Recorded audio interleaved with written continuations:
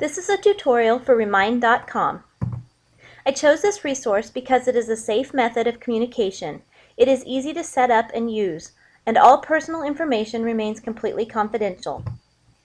The purpose of this technology is to safely communicate with students. It can also be used to communicate information with parents. It is a one-way text messaging and emailing system. The targeted audiences for this technology would be students and parents. Once you log into the website, the first thing you'll need to do is to add a new class. Or add each class, I guess I should say. We'll add a 6th-hour geometry class. You can choose to have a code for that class. I have not done that. Okay, and then you can invite students and parents. These two tabs are pretty similar. This one just includes the email option.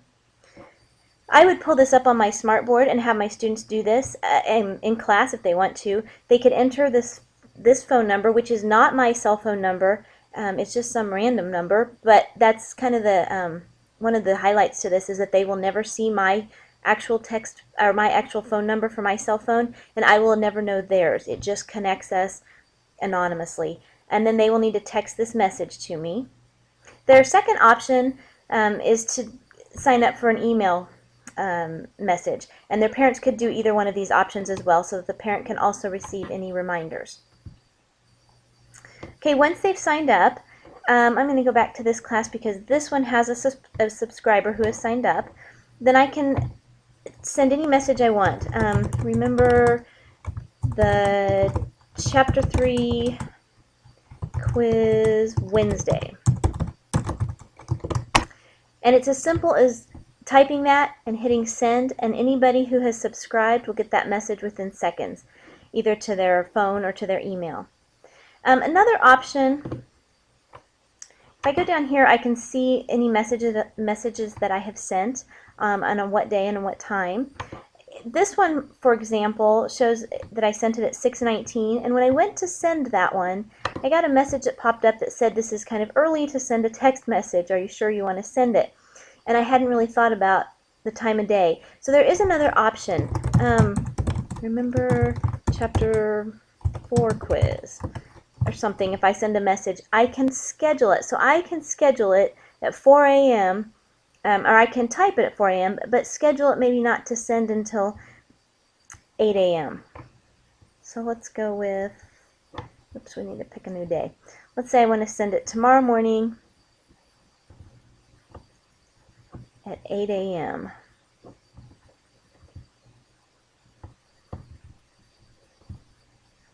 And I just simply hit schedule, and so it won't send until that time. So anytime I need to see previously sent messages, they're listed under the Send tab, and under Scheduled, I can see that I have one scheduled to send on Monday. And it is truly that simple. All information as far as texting and phone numbers remains anonymous, so I thought this was a great way to communicate with parents so they're aware of when their student has an upcoming test, and a quick way to just remind students. The standards that are addressed through this technology include the Teacher Standard 3C, which is to communicate relevant information and ideas effectively to students, parents, and peers using a variety of digital age media and formats. I also thought that the Teacher Standard of 4C was covered, which is to promote and model digital etiquette and responsible social interactions related to the use of technology and information.